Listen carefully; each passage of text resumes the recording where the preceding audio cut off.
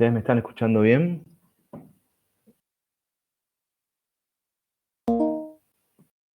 Bueno, vamos a empezar.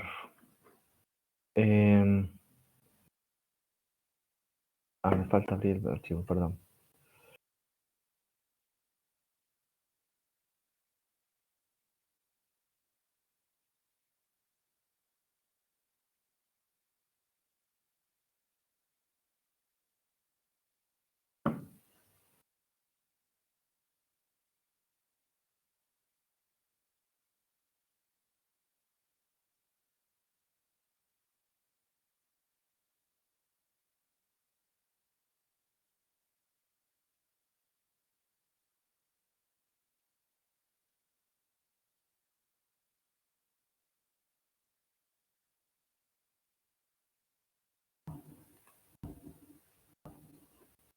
Bueno, em,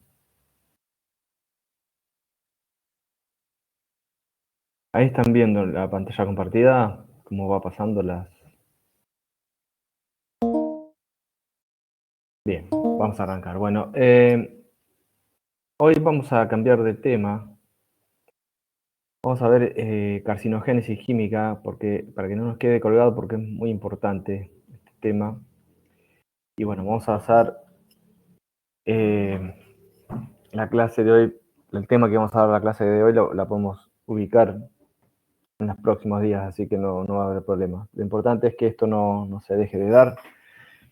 Es un tema que van a ver en otras materias también, seguramente algo en biología habrán visto, porque se trata de lo que son los cambios a nivel del ADN, los conocidos eventos de mutación. Y lo que vamos a ver hoy es una rama de la toxicología, como venimos viendo, por ejemplo, la clase pasada que vimos ambiental y alimentaria. Esta es otra de las ramas de la toxicología que tiene que ver también con los mecanismos de acción tóxica a largo plazo, porque son eventos que se evidencian luego de cierto tiempo, luego de transcurrido cierto tiempo. El área de la toxicología que se encarga de los procesos que vamos a ver hoy es la genotoxicología. Es la acción tóxica sobre los componentes que se heredan, o sea, los efectos tanto de sustancias como de agentes físicos. Nosotros vamos a ver principalmente de sustancias, efectos de los compuestos tóxicos. Los efectos que se producen sobre el material que se hereda, sobre el ADN. Y estos trastornos, estos eventos, pueden implicar eventos simples como puede ser una mutagénesis, hasta procesos más complejos como un proceso de carcinogénesis o cancerogénesis y teratogénesis. Ustedes seguramente ya han visto estos temas en otras materias, como les dije. Nosotros le vamos a dar algunos enfoques levemente diferentes de lo que por ahí han visto, y seguramente también lo van a ver en fisiopatología y, bueno, y alguna otra materia, no sé si quizás en inmunología puedan llegar a ver algo. Pero lo que vamos a ver hoy tiene más que ver con lo que es la fisiopatología. Los compuestos que vamos a ver que pueden provocar este tipo de eventos o daños o mecanismos de acción tóxica, vamos a ver que hay compuestos que son llamados genotóxicos y otros compuestos no genotóxicos. Los genotóxicos, en general, se les denomina a los compuestos que ejercen una acción tóxica. A ver, alguno de los chicos me está... Perdón, porque acá quieren ingresar.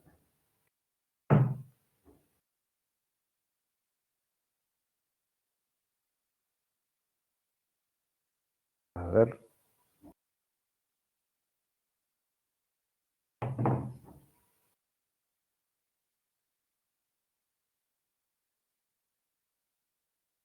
Bueno, vamos a esperar un minuto porque ahí Luna, Sheila quiere y Franco también se quieren unir, pero el link que están pidiendo se los había dado de tiempo. Es el mismo de siempre. A ver.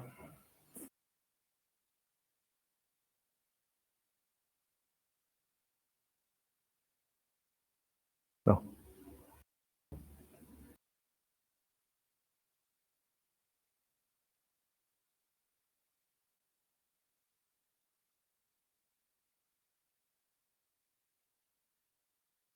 Ah, a ver.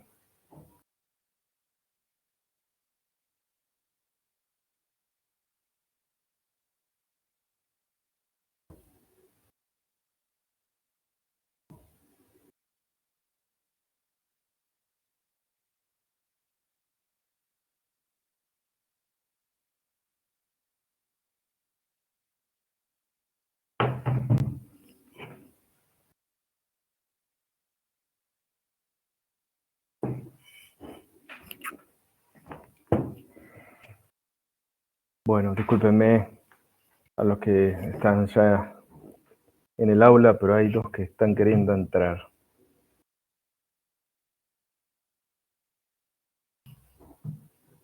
Vamos a esperarlos. A ver.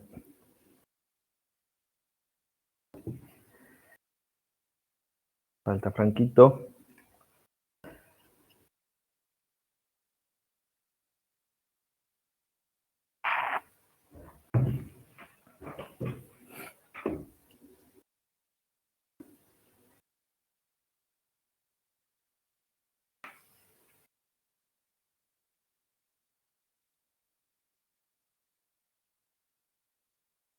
Ahí está.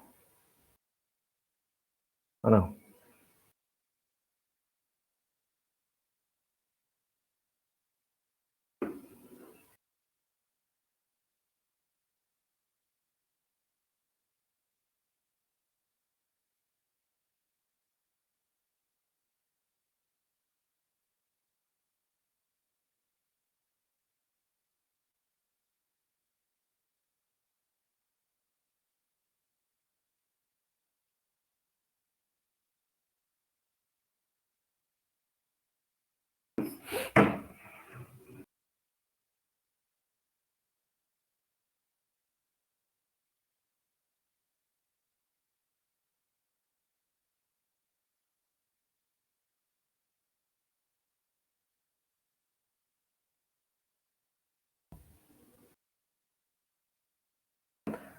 Bueno, listo.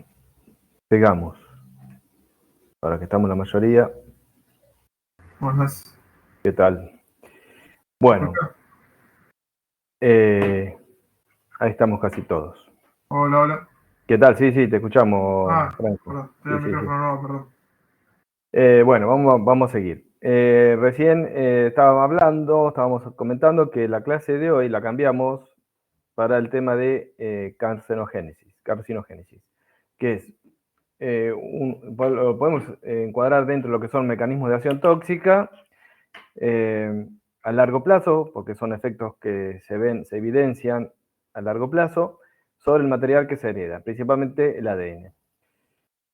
Dentro de los compuestos que pueden provocar este tipo de efectos, vamos a tener compuestos llamados genotóxicos y los no genotóxicos. Los genotóxicos son aquellos que causan daño directo sobre el ADN, son los conocidos mutagénicos, producen mutagénesis por interacción directa sobre el ADN, formación de aductos, como hemos visto, para algunas sustancias.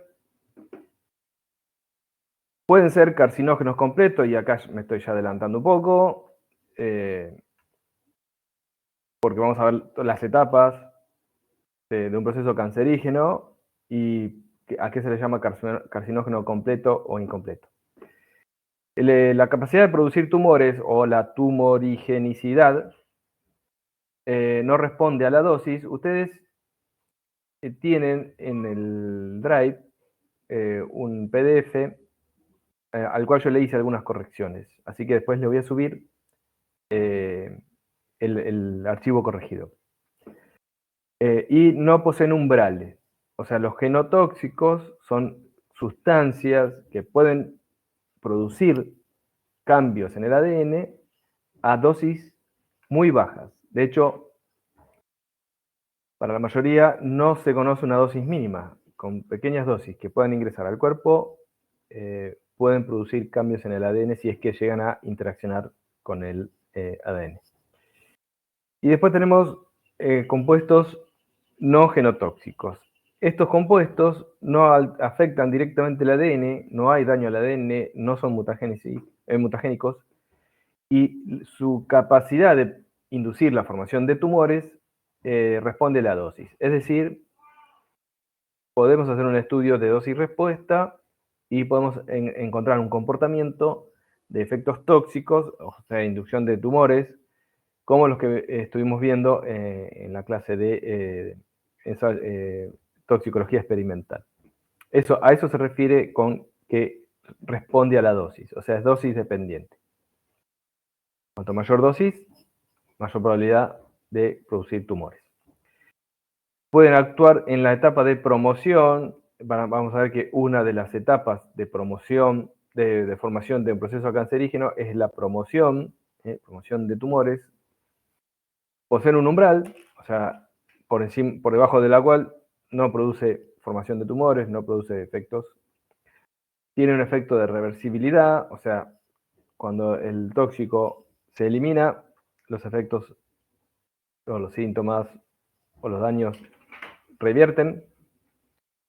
Y además tiene especificidad de especie, cepa, tejido. Los agentes genotóxicos son más simples, no tienen especificidad, o sea, dañan al ADN directamente, independientemente del organismo. Lo único, hay ciertas salvedades que deberíamos tener en cuenta, después vamos a ver cuáles son.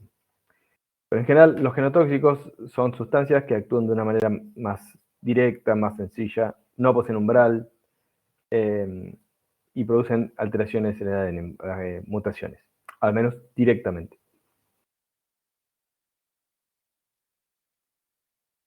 Bueno, con respecto a las bases de la carcinogénesis por genotóxicos, algo ya mencioné en la filmina anterior, no existe dosis mínima segura, y un principio fundamental, la aparición de procesos cancerígenos, y esto lo voy a mencionar a lo largo de toda la clase, en general es un proceso complejo que consta de o se da por una suma de lesiones celulares, superando la capacidad que tiene la célula. Por supuesto, la célula tiene capacidad de corregir mutaciones, pero a veces esas correcciones se saltean o son muchas, entonces no tiene la capacidad la célula de revertir esas mutaciones que aparecen, entonces, bueno, se establece un proceso contagénico y posteriormente, ante la suma de eventos mutagénicos, puede aparecer un proceso cancerígeno. Entonces, el desarrollo de un proceso cancerígeno o mutagénico sería el siguiente. Hay una sustancia que ingresa, se absorbe. En la mayoría de los casos, esa sustancia no es cancerígena o no es mutagénica per se, sino que la mayoría de las veces es un metabolito el que puede formar un aducto para producir una mutación. Entonces, a ese compuesto se le denomina generalmente procarcinógeno, que al ingresar al cuerpo se convierte en otra sustancia llamada carcinógeno, que en general es un metabolito. Por acción enzimática se convierte en algo que sí es mutagénico o es una sustancia reactiva, como hemos visto en los mecanismos de acción tóxica, generación de radicales libres, por ejemplo, especies reactivas de oxígeno, etc.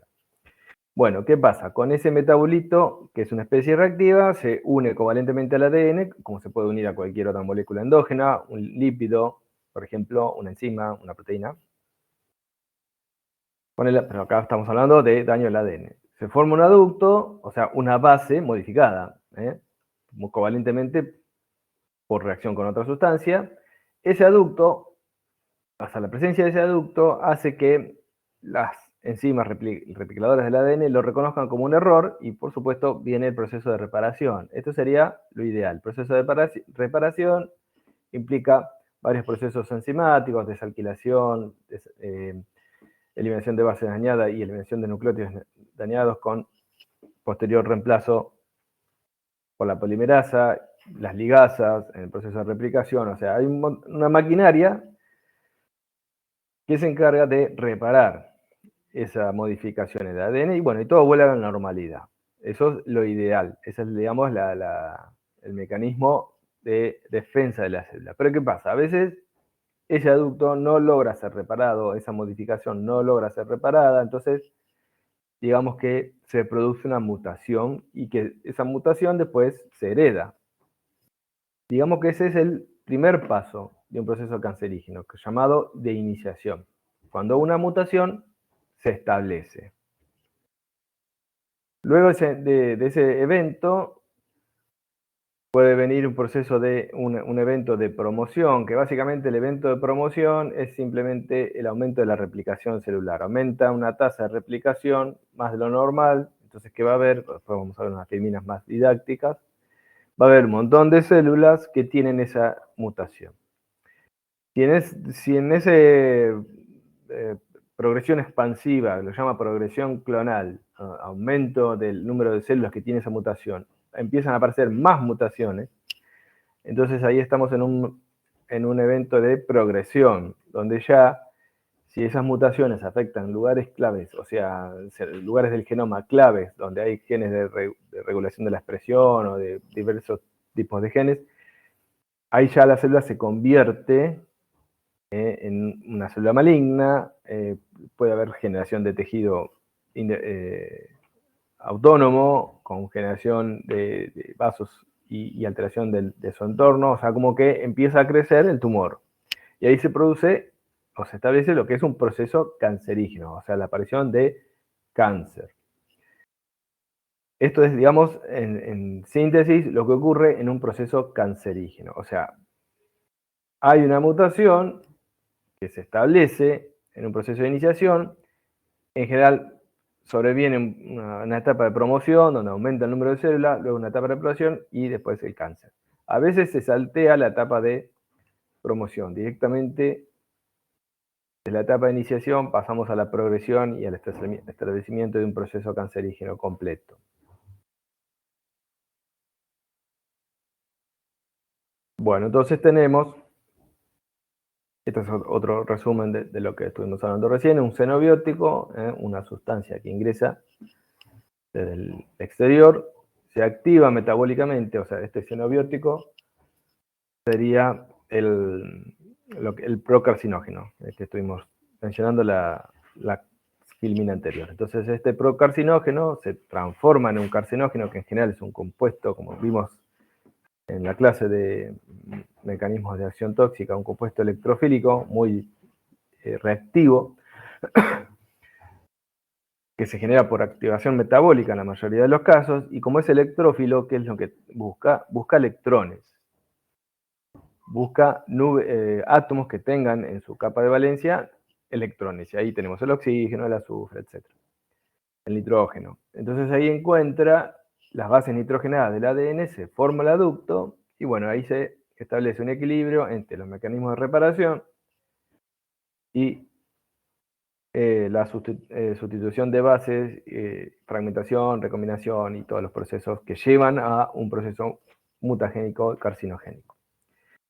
¿Qué pasa? El tema es que cuando ese ADN dañado afecta a genes que participan en la replicación celular, que regulan la replicación celular, y ahí, bueno, tenemos genes supresores, P53, BCL2, BMAX, y otros protoncogenes. Pero bueno, la afectación de estos genes que participan en el ciclo celular normal pueden llevar a un proceso cancerígeno. Es decir, vamos a tener genes que estimulan la expansión clonal, o sea, la replicación y la división celular, que si están sobreexpresados va a haber generación, expansión clonal. Y si están afectados genes supresores que controlan el desarrollo normal del tejido y cuando hay un error se disparan procesos de muerte programada, la apoptosis, si esos genes están alterados, no va a haber una muerte programada, no va a haber posibilidad de, digamos, que sería como un cortafuego, ¿no? Cortafuego natural que tiene la naturaleza. O sea, cuando hay una célula se está yendo de control, hay un cortafuego que es la apoptosis que automáticamente elimina esa célula para que no termine dañando y generando un proceso cancerígeno. Bueno, si ese cortafuego está dañado, entonces empieza a proliferar esa célula maligna, se puede volver maligna y bueno, y así generar procesos, formación de tumores, apoptosis, apoptosis no, cuando hay metástasis. Pueden haber procesos metastásicos, entonces empiezan a aparecer formación de tumores a partir de uno original en algún tejido, empiezan a aparecer tumores en otros tejidos, bueno, y ahí ya la cosa se complica mucho más. Bueno, y acá tenemos también nuevamente otro resumen de lo que está ocurriendo intracelularmente. Acá tenemos las especies reactivas, que no son ni más ni menos que especies electrófilas, especies reactivas que, bueno, pueden formar esos aductos y, bueno, ahí tenemos el estrés oxidativo, dando vueltas, todo lo que vimos en la clase de mecanismos de acción tóxica. Como para que vayan cerrando, digamos, los temas que estuvimos viendo en la primera parte de la materia. Los procesos cancerígenos no son ni más ni menos que otros mecanismos de acción tóxica. Generalmente, la mayoría de las veces, implican especies reactivas que se generan in situ. La mayoría de las veces es muy raro que una sustancia que se absorba del exterior sea cancerígena per se o mutagénica. Generalmente es un metabolito que a veces genera un paso intermedio de un proceso de estrés oxidativo, se generan muchas especies reactivas que pueden reaccionar con el ADN y así afectar a diferentes genes. Bueno, ¿qué característica tiene un proceso cancerígeno? Bueno, hay un compuesto electrofílico generado, la mayoría de las veces metabólicamente generado, por ejemplo, epóxidos, como hemos visto.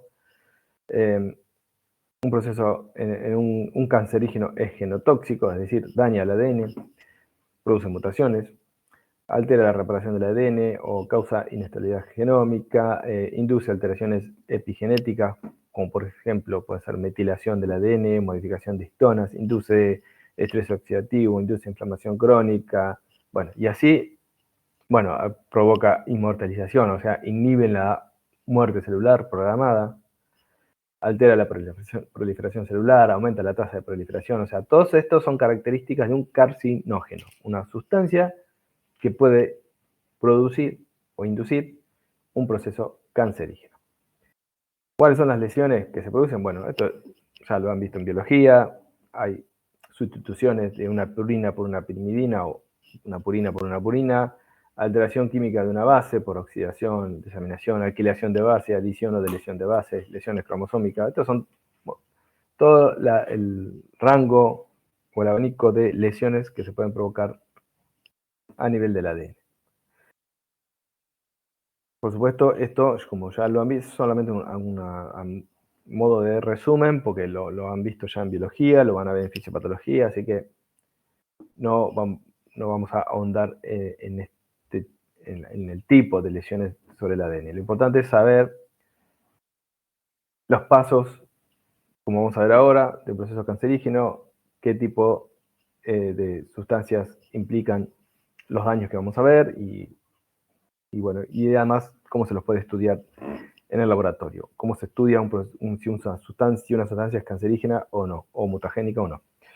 Y después, por supuesto, la teratogénesis, que vamos a ver de qué se trata. Bueno, entonces, como les decía, un proceso cancerígeno tiene 4 etapas, completo. Esto acá estamos viendo un proceso completo. Hay una etapa de iniciación inicial, donde hay una mutación, hay un cambio genético. O sea, una sustancia ingresa por activación metabólica, genera una especie reactiva, puede formar lo que llama un aducto, una reacción covalente con la con las bases nitrogenadas en la cadena del ADN, y eso puede producir una mutación si no es corregida por los mecanismos de defensa de la célula.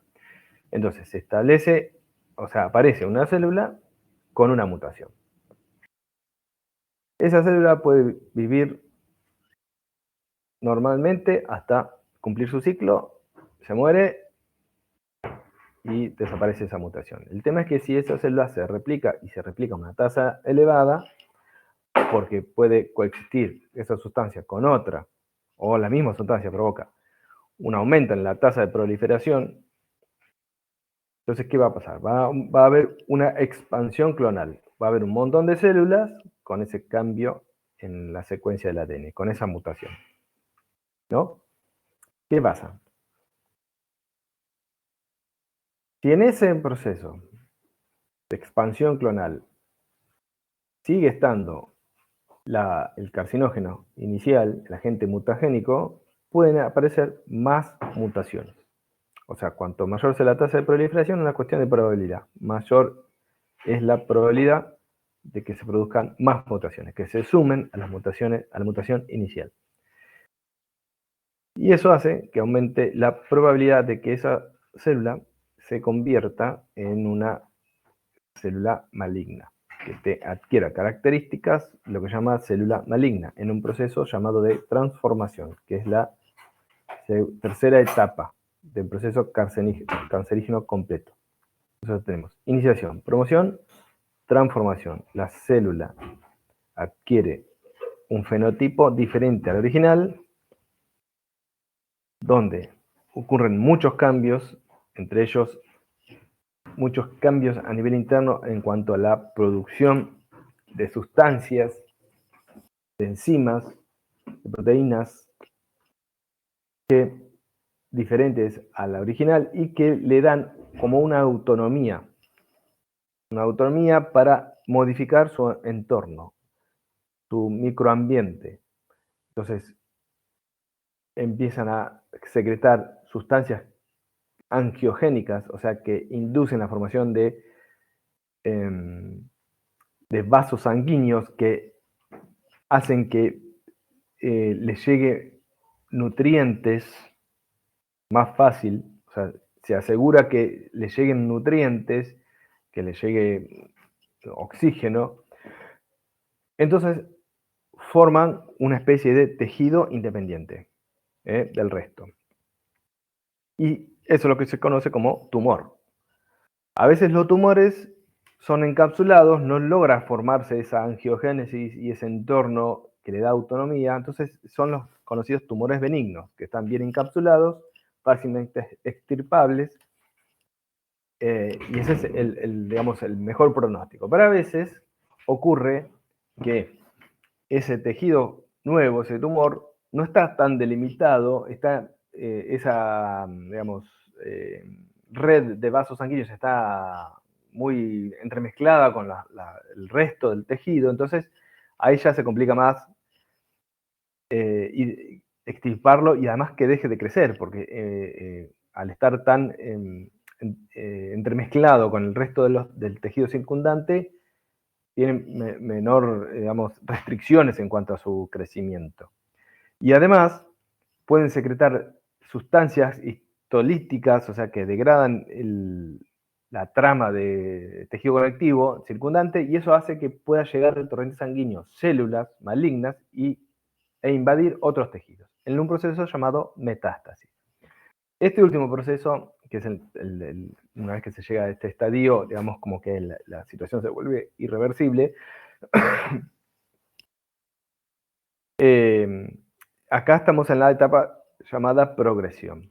O sea, estas son las 4 etapas de un proceso cancerígeno completo: iniciación, promoción, transformación y progresión.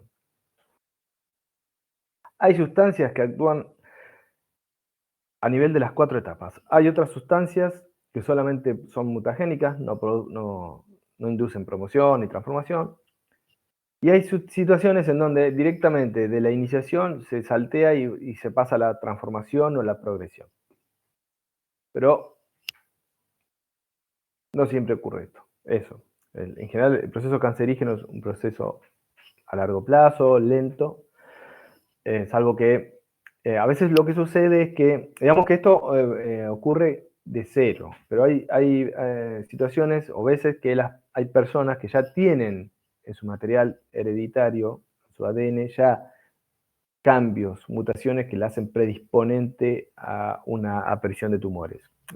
Por ejemplo, el típico ejemplo es el gen BRCA1. Hay mutaciones de un gen que puede ser indicio, la presencia de esas mutaciones puede ser un indicio de una mayor predisposición a la aparición de cáncer de mama. Bueno, en muchas mujeres se hacen ese test para ver, sobre todo cuando tienen historia familiar, para ver si tienen esas mutaciones.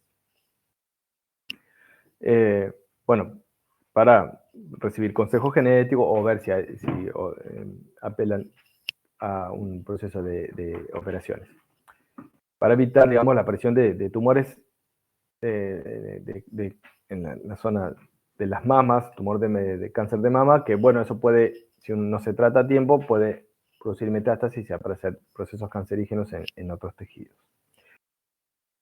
Bueno, con respecto a la iniciación, que es la primera etapa, como dijimos, hay un daño al ADN, hay agentes que forman uniones covalentes, agentes electrofílicos, es un proceso irreversible, participa en generar un metabolito, como dijimos, y un ejemplo clásico de sustancias que provocan daño al ADN son los hidrocarburos aromáticos policíclicos. Las aflatoxinas, que también las vimos. Vamos a verlos, acá tenemos los hidrocarburos aromáticos policíclicos. Son sustancias de este tipo con muchos anillos bencénicos. Ahora vamos a ver por qué son carcinogénicos. Bueno, como habíamos dicho, hay sustancias llamadas carcinógenos incompletos que solo son capaces de inducir una de las etapas, y otros que son carcinógenos completos que son capaces de actuar en todas las etapas. Bueno, acá tenemos los hidrocarburos aromáticos, bueno, uno de los hidrocarburos aromáticos policíclicos. Son sustancias muy complejas, con muchos anillos aromáticos. A veces sucede que hay un intermedio en el metabolismo, hay un compuesto intermedio que después se transforma en otro, que es el verdadero carcinógeno. En este caso, en el benzopireno, el intermedio es también una sustancia reactiva que es un epoxio, pero este no es el mutagénico, sino que es un estadio posterior en la cadena metabólica, que es el benzopireno con el epoxio en otra localización de la molécula. Después vamos a ver esta localización. Hay un rasgo característico en la molécula que hace que sea mutagénico.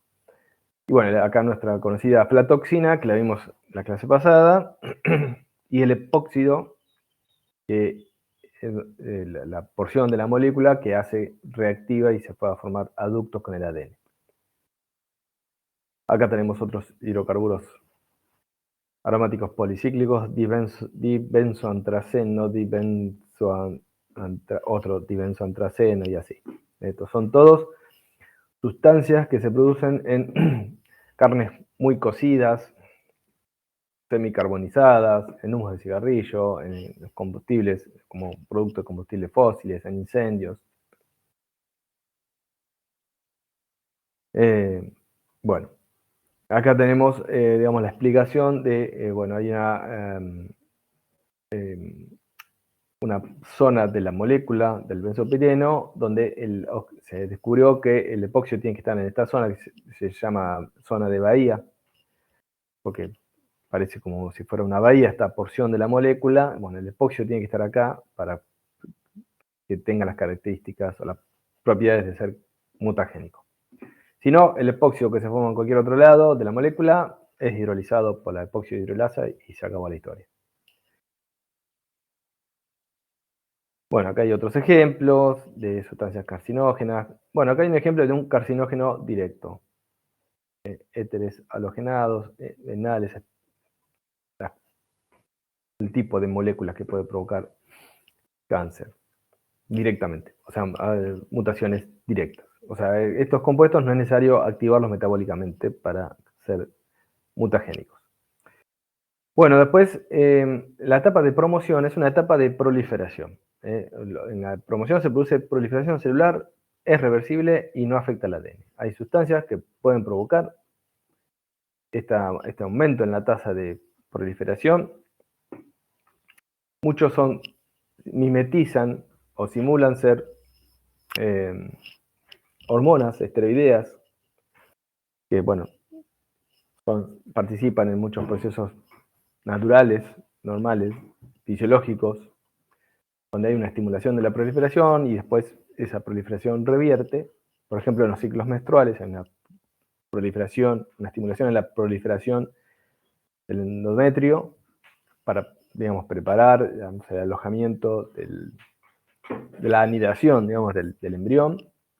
Y bueno, si no hay fecundación, ese ciclo revierte, o sea, deja de haber proliferación, bueno, porque por el cambio hormonal y deja digamos, de estimularse la proliferación, y bueno, eso es un proceso reversible que se revierte ante la eliminación de la hormona. Bueno, muchas sustancias que actúan de forma similar, como una hormona, también tienen la capacidad de inducir proliferación celular. Digamos que hay sustancias que actúan a nivel de la etapa de promoción de un proceso cancerígeno. Bueno, acá tenemos otros ejemplos. La progresión, en la tercera etapa, donde se produce una malignización de la célula. Es un proceso ya irreversible. Allá hay aumento de muchas mutaciones y empiezan a aparecer una inestabilidad ya en el ciclo celular, aparece inestabilidad cariotípica, aparecen aberraciones cromosómicas, o sea, es lo que se ve cuando se hacen estudios. Bueno, y acá tenemos ejemplos de sustancias que actúan a nivel de esta etapa. Bueno, dentro de las sustancias que actúan como carcinógenos en diferentes etapas, tenemos sustancias llamadas carcinógenos epigenéticos. Los epigenéticos no actúan directamente sobre el ADN. Lo que hacen los carcinógenos epigenéticos pueden ser agentes de programación, de proliferación, o después vamos a ver cocarcinógenos. Vamos a ver después qué quiere decir cocarcinógeno. Los carcinógenos epigenéticos exaltan o aumentan el desarrollo de tumores. Aumentan el riesgo de daño al ADN por agentes genotóxicos, es decir, si hay algún genotóxico que pueda estar induciendo mutaciones ante la presencia de un carcinógeno epigenético que aumenta la tasa de proliferación, va a aumentar el riesgo o la probabilidad de que haya más mutaciones y así generarse una malignización. Tiene dosis umbral, o sea, hay dosis por debajo de la cual no produce aumento de tasa de proliferación, tienen efectos citotóxicos, pueden producir lesiones directas independientemente de la lesión de tumor.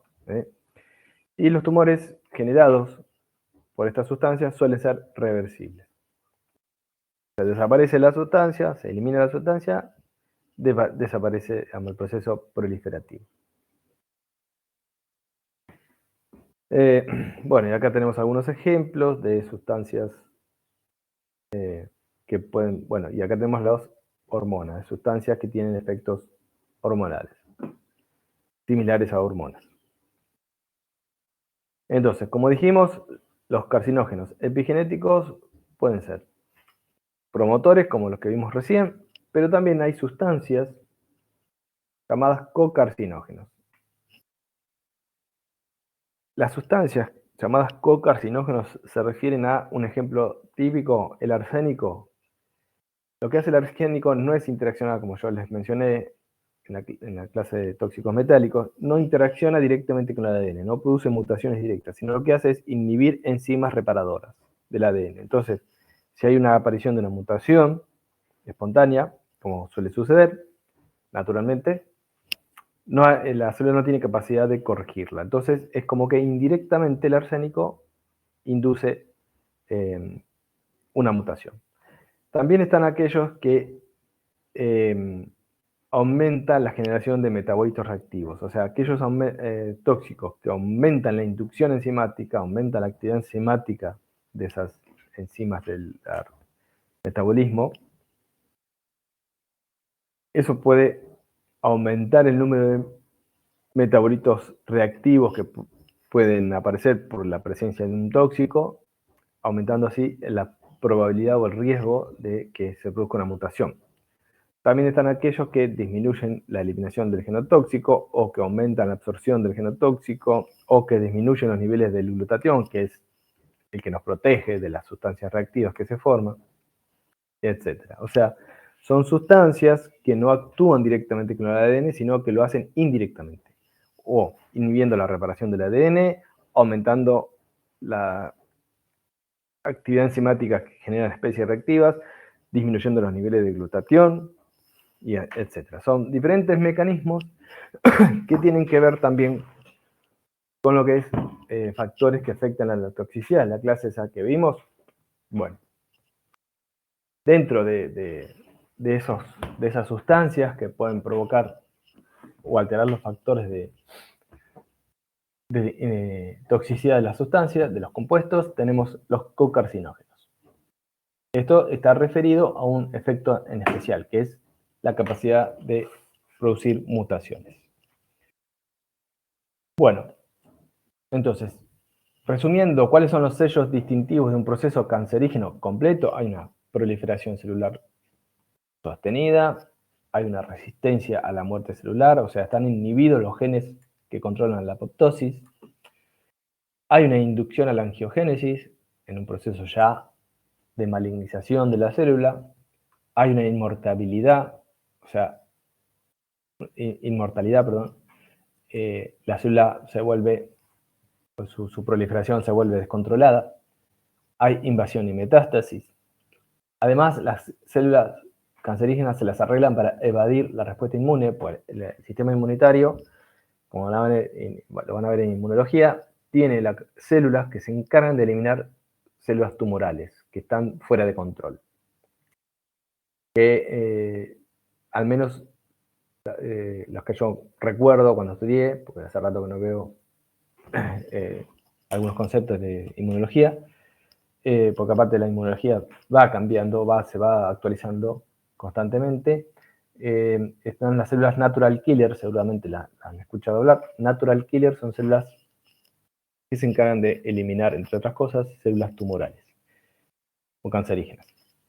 Hay una reprogramación del metabolismo energético, o sea, la célula tiene alterado su metabolismo energético para asegurarse su proliferación. Elevación de la respuesta inmune, etc. Bueno. La carcinogénesis química, ¿cómo se estudia? Bueno, es un proceso crónico. Entonces, lo que vamos a ver son procedimientos para estudiar toxicidad crónica. Por supuesto, lo que se hace es una evaluación teórica previa. Entre ellos, por ejemplo, tenemos la metodología de estudios de relación cuantitativa, estructura-actividad, CUSAR. Hay ensayos de mutagenicidad, pruebas de carcinogénesis limitada y oncología experimental. La oncología experimental, digamos, es el proceso, o sea, son experimentos que estudian el proceso completo. Son métodos que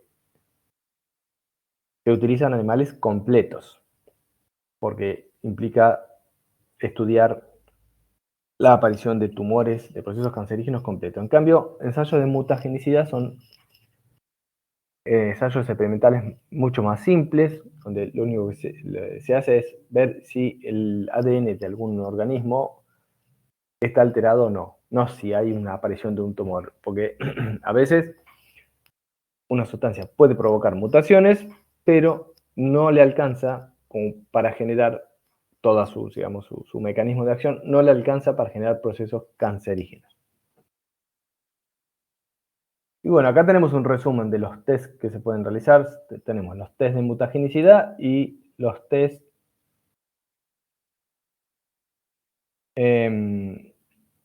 bueno, de oncología experimental que vamos a ver más adelante. Nosotros lo que vamos a ver uno solo, dos, pero el segundo lo vamos a ver muy por arriba. Principalmente el ensayo de mutagénesis o test de Ames. Es muy sencillo, después se pueden hacer. Este test de Ames es sobre células simples, sobre bacterias, células procariotas, pero también se pueden hacer test similares en células eucariotas.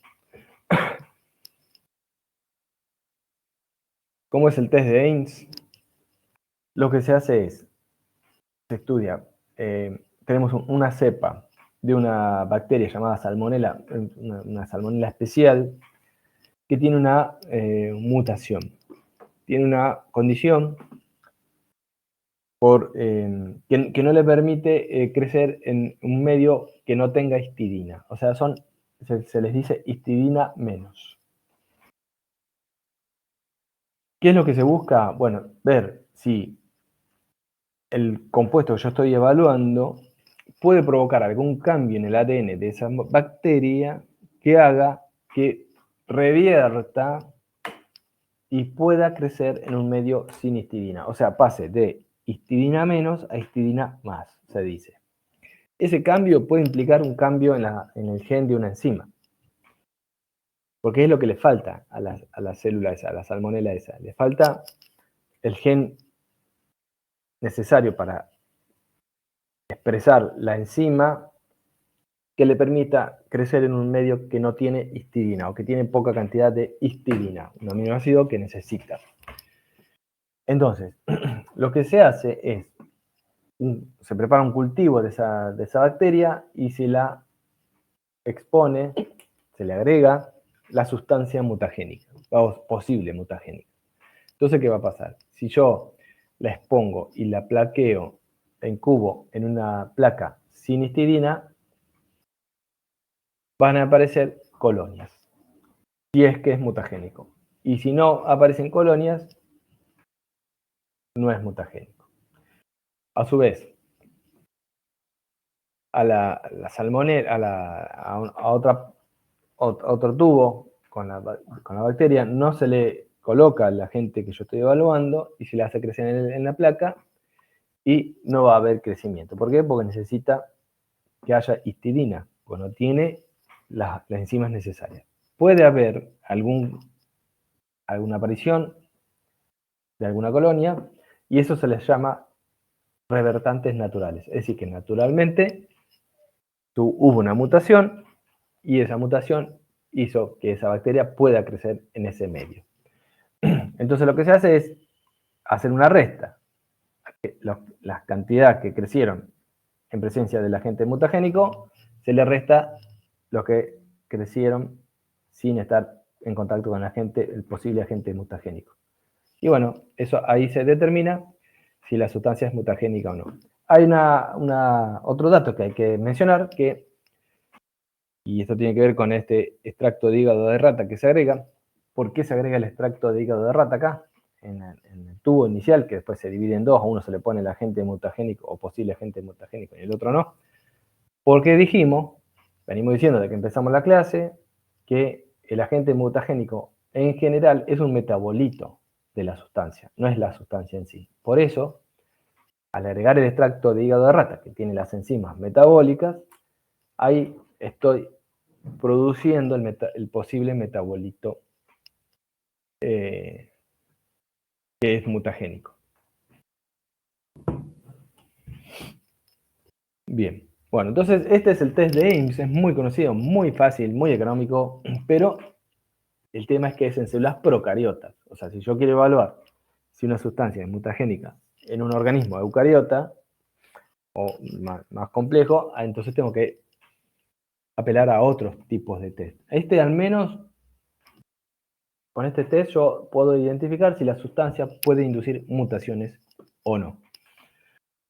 Después tenemos otro ensayo que es el ensayo de PIC-A de eritrocito de rata.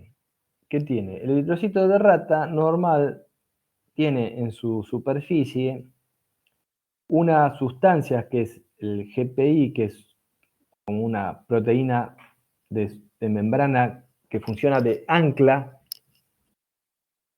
que pega otra proteína que es el CD59. Estas son sustancias que cuando vean inmunología lo van a ver. El CD59 se intercala entre esta proteína de membrana y una porción de inmunoglobulinas. De la porción FC, que es la parte más conservada. A ver si puedo aumentar un poco el tamaño acá. Ahí. Esta es una inmunoglobulina, acá las ven libres. Las inmunoglobulinas, capaz que lo han visto en otras materias, tienen una porción que es conservada y la porción hipervariable, que es la forma de ángulo, como si fuera una Y en la parte de arriba. Esta parte hipervariable es la que interacciona específicamente con antígenos, con moléculas extrañas. Y la parte conservada es la que se une al CD59, o sea, se une al GPI a través del CD59 que funciona como ancla. Y bueno, estos anticuerpos que se agregan para que se unan tienen un fluoróforo marcado. Entonces, si yo tengo un eritrocito que tiene este GPI, esta proteína de membrana, que une al CD59, cuando yo le agregue los anticuerpos marcados con un fluoróforo, se le van a pegar a la superficie y voy a ver los eritrocitos fluorescentes. O sea, miro en un microscopio o en un contador de fluorescencia, puedo ver si hay eritrocitos fluorescentes o no, o sea, que tienen toda esta estructura proteica. ¿Qué pasa? Si el gen de este GPI está alterado, no va a haber producción de este GPI, entonces no vamos a tener eritrocitos sin el GPI en la membrana. Entonces el CD59 no va a tener con quién unirse y tampoco va a poder pegar los anticuerpos con fluoróforo que yo le agrego. Entonces estos eritrocitos no van a florecer y no los voy a poder detectar. Entonces se hace lo mismo que con el test de Ames, se hace un cálculo con y sin el posible mutagénico, se hace un cálculo de, bueno, cuál es la diferencia de fluorescencia. Si hay menor fluorescencia, estadísticamente significativa, ¿no? Que define el grado de significancia o de confiabilidad, si hay una disminución en la fluorescencia de la muestra, entonces quiere decir que hubo una mutación en el gen GPI.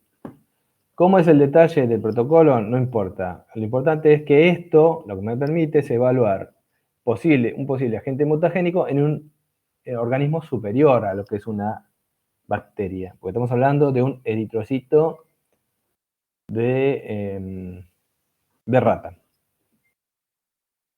O sea, se le administra al animal la sustancia que yo entiendo o sospecho que es mutagénico, se espera el tiempo necesario, que bueno, que las sustancias se generen los metabolitos reactivos, que vayan a la médula ósea, donde se generan los eritrocitos y generan esos cambios mutagénicos.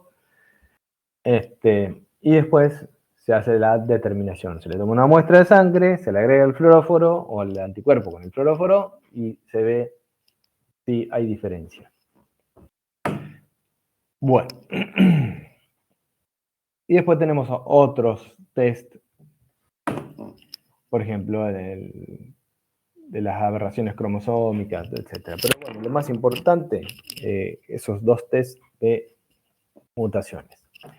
Después tenemos lo que es oncología experimental. Estos ya son procesos donde se evalúa, o sea, estudios donde se evalúa el proceso cancerígeno completo, o sea, aparición de tumores.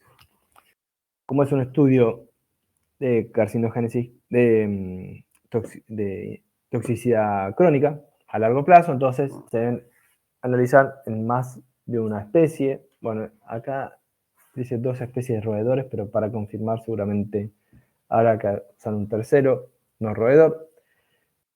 Organismos que tengan una baja tasa de tumores espontáneos, 50 animales del mismo sexo por lote, las condiciones generales de un ensayo de toxicidad crónica, y acá la diferencia con lo que vimos en la clase de toxicología experimental es que es difícil definir la dosis mínima de referencia, o sea, a partir de qué dosis uno empieza a hacer el estudio, porque vimos que muchos tóxicos no tienen dosis mínima, o sea, actúan a muy bajas dosis. Y bueno, como resultado, ¿qué es lo que busca uno? Aumento en la frecuencia de aparición de tumores, disminución del periodo de latencia de tumores malignos, aumentan la frecuencia de aparición de tumores benignos, o si se induce la aparición de tumores en el lugar de aplicación de la sustancia. Bueno, estos son todos resultados que se consideran como positivos para estos estudios. En resumen, los estudios de oncología experimental y mutaciones son ni más ni menos, sobre todo los de oncología experimental, ni más ni menos que estudios de toxicidad crónica, como los que estuvimos viendo. Y bueno, el efecto que se busca es este que estamos mencionando. Bueno, a raíz de los resultados que se puedan obtener en estos estudios, también hay una clasificación, como vimos en la parte de toxicología experimental. Se los pueden clasificar y hay una clasificación según la agencia. La más conocida es la IARC, que es la Agencia Internacional de Investigación contra el Cáncer, que tiene cinco clasificaciones, digamos, 5 tipos, 5 resultados posibles. El peor de todos es el 1, ¿no? Clasificado como 1, que es donde se encuentran los probados como carcinógenos en humanos. Ahí tenemos el arsénico y algunos otros. Después tenemos la clase 2A, probable carcinógeno humano, 2B, posible, el 3 no tiene clasificación y 4 no carcinógeno. Vamos a ver un poquito más de detalle. Grupo 1, carcinógeno para los seres humanos. La evidencia ha probado que es un agente, acá hay un error, es un agente que se asocia con el cáncer en seres humanos. El grupo 2B, 2A, probablemente cancerígeno para los humanos. Existe evidencia limitada de una asociación con el cáncer en seres humanos, pero pruebas suficientes en animales. Y así las diferentes definiciones para cada uno de los grupos. Por supuesto, lo único que uno tiene que tener claro es que el grupo 1 es el peor de todos. Bueno, acá hay una explicación de, bueno, cómo se describe cada tipo, o sea, qué característica tiene que tener una sustancia para ser clasificada dentro del grupo 1, 2, 3 y así. Está un poco más explicado. Bueno, finalmente, acá tenemos ejemplos de sustancias carcinógenas, los benzopirenos, a modo de resumen, aflatoxinas, etc. Bueno, acá tenemos el arsénico y otros más. Bueno, acá tenemos muchos metales. El cromo, yo les he dicho que el cromo es cancerígeno. Bueno, y para finalizar, los efectos teratogénicos. Los efectos teratogénicos es otro de los efectos de las sustancias genotóxicas. Se refiere el efecto teratogénico a un tipo de efectos a nivel de el niño en gestación. O sea, que se evidencian cuando la persona nace, cuando el niño nace. O sea, se definen efectos teratogénicos o se define como teratógeno a aquella sustancia que produce malformaciones fetales. Es decir, son efectos que se ven en el nacimiento. ejercen efectos a dosis bajas y en general las dosis altas, si la madre entra en contacto, se expone a dosis alta, lo que ocurre es la muerte del embrión o el feto, el embarazo no prospera. Pueden ser mutagénicos, o sea, el mecanismo de acción tóxica que induce la teratogénesis puede ser por acción mutagénica o también por producir trastornos en la irrigación u otro mecanismo que afecte el normal desarrollo, digamos, del embrión. O sea, puede ser mutagénico directo sobre el embrión o que afecte el suministro, por ejemplo, de oxígeno, de nutrientes, y eso puede provocar lesiones o malformaciones en el feto. Entonces, lo más importante desde el punto de vista de efectos teratogénicos es en qué momento la madre entra en contacto con la sustancia. En qué momento, digamos, de todo lo que es el desarrollo de un embarazo. Si tenemos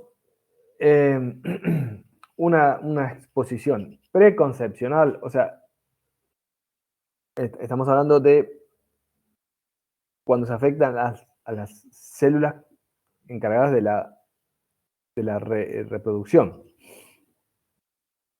Si la exposición es en el periodo preconcepcional, los que se ven afectados son los gametos, los óvulos y los espermatozoides. ¿Qué va a pasar? Lo que va a ocurrir es que eso va a traer trastornos en la fecundidad, pero no es, si la exposición es en esa instancia, no se van a ver efectos teratogénicos. Lo que va a pasar es que no hay fertilidad, o sea, o hay una menor tasa de producción de espermatozoides, que eso implica menor probabilidad de fecundación. Si es en el periodo concepcional, lo que ocurre es que no ocurre la fertilización. El punto es cuando hay una exposición postconcepcional, es decir, el espermatozoide ya se encontró con el óvulo y hubo una fecundación.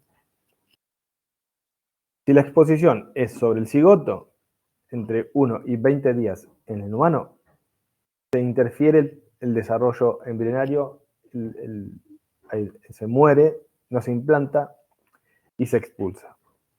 No prospera el embarazo. Si hay una exposición entre el primer y cuarto mes, ahí es donde se producen los efectos teratogénicos. ¿Por qué? Porque entre el primero y el cuarto mes ocurre lo que se llama el proceso de organogénesis. Es el momento del desarrollo embrionario, del desarrollo del feto, donde se forman los órganos.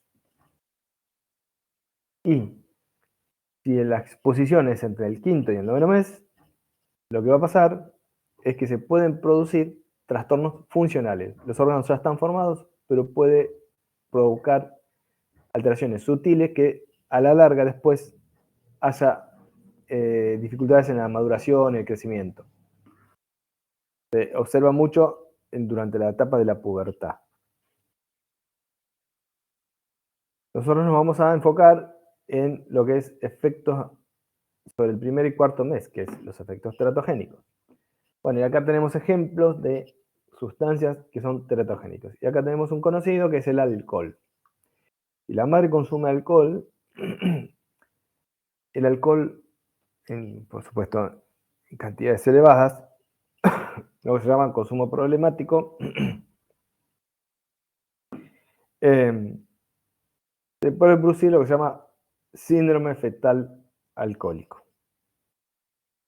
No es un efecto directo sobre el individuo en formación, el feto en desarrollo, sino que lo que hace es alterar la normal nutrición o irrigación del embrión. Bueno, después tenemos sustancias que son similares a hormonas o la talidomida. La talidomida es el clásico ejemplo de un accidente, el descubrimiento de efectos teratogénicos tóxicos por accidente, porque es un medicamento que se utilizaba para el tratamiento de migrañas en mujeres embarazadas y con el correr eso fue hace 70 años más o menos. Y con el correr del tiempo se descubrió, por a raíz de muchos nacimientos con malformaciones, que fue debido a que esas madres estaban siendo tratadas con talidomida. Después tenemos también algunas drogas, cocaína también es teratogénica y otras sustancias. Bueno, acá vemos un gráfico de por qué, en qué momento, digamos, del desarrollo embrionario se producen los efectos teratogénicos. Digamos, este gráfico lo que representa es la sensibilidad a los efectos teratogénicos a lo largo del tiempo. Y la sensibilidad aumenta mucho durante el primero y el cuarto mes, que es cuando hay una organogénesis. Es el momento de la implantación, un poquito más allá de la implantación, primer mes, hasta el cuarto mes. Este es el periodo de mayor riesgo, que es cuando se produce la formación de los órganos. Después hay una maduración funcional, que ya está el feto formado, que si la exposición es en esta zona, en este tiempo, en este rango de tiempo, el bebé va a nacer normal, pero lo que ocurre en general es que a lo largo de la vida de esa persona, fin de la niñez, inicio de la pubertad, pueden aparecer trastornos, sobre todo en la fertilidad o en los ciclos menstruales, bueno, y otros desarrollos de caracteres sexuales secundarios, etc. Y bueno, muchos otros que no tienen que ver con la parte, digamos, de fertilidad. Bueno, y sí, creo que esto es todo. Esto es otro de los efectos que se producen por este tipo de sustancias, lo que es los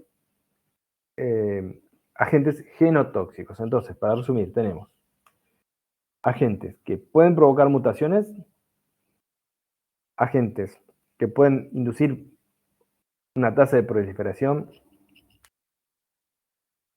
aumentada, y eso aumenta la probabilidad de que las mutaciones naturales no se puedan corregir, o que haya también otra sustancia que genere mutaciones y así aumenta mucho más las mutaciones. Tenemos sustancias que inducen mutaciones indirectas, o sea, hay sustancias que inducen directamente interacción con el ADN, porque son sustancias que generan metabolitos reactivos, o que indirectamente pueden provocar la aparición de mutaciones. Tenemos sustancias, como dije, que aumentan la tasa de proliferación. Tenemos sustancias que pueden hacer todas las etapas de un proceso cancerígeno completo, o sustancias que solo producen mutaciones, o sustancias que solo producen proliferaciones. Aumentan la tasa de proliferación, perdón. Y tenemos sustancias que pueden ser teratogénicos, agentes teratogénicos. ¿Para qué, en qué contexto se puede dar un proceso teratogénico? Bueno, cuando la madre está expuesta en el momento del primer y cuarto mes de gestación, o sea, del desarrollo embrionario. Eso lo que va a producir es posible, ¿no? Apariciones de malformaciones sobre el bebé. Porque justo la exposición es el momento del desarrollo de los órganos. Y las malformaciones pueden ser a nivel de cualquier órgano, pueden ser malformaciones a nivel del corazón, a nivel del tejido cerebral, o del desarrollo de las extremidades, distintos tipos de malformaciones.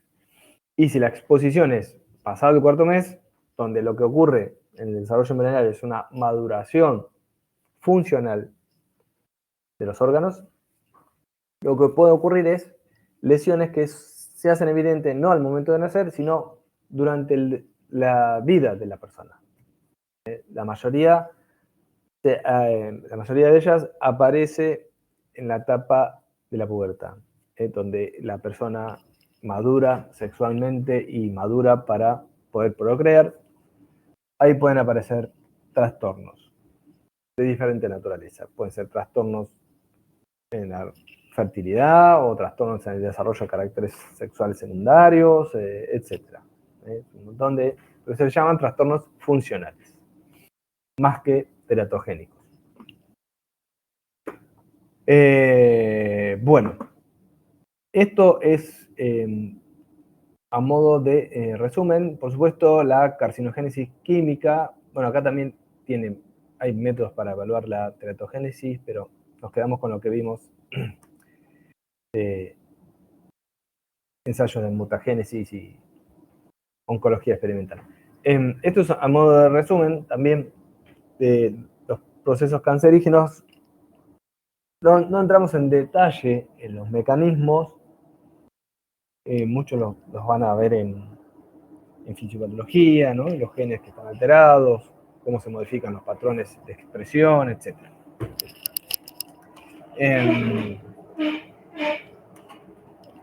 Por supuesto, la carcinogénesis química también es un área de la toxicología bastante extensa. Nosotros vemos un resumen, ¿no? de lo que es ese área.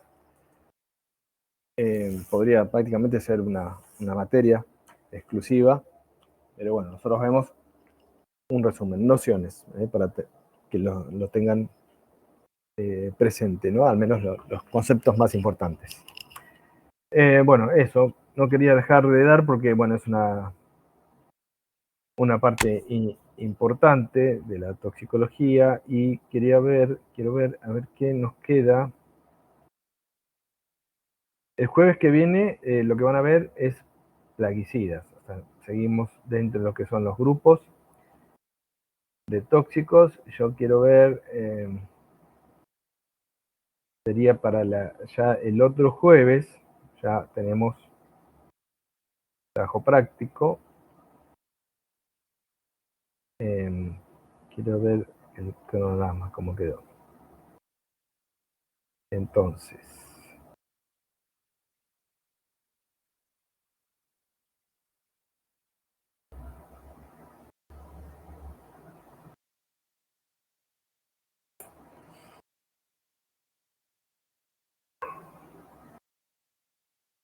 bueno, hoy lo que es tóxicos medicamentosos, medicamentos y psicotrópicos, lo vamos a ver en el trabajo práctico.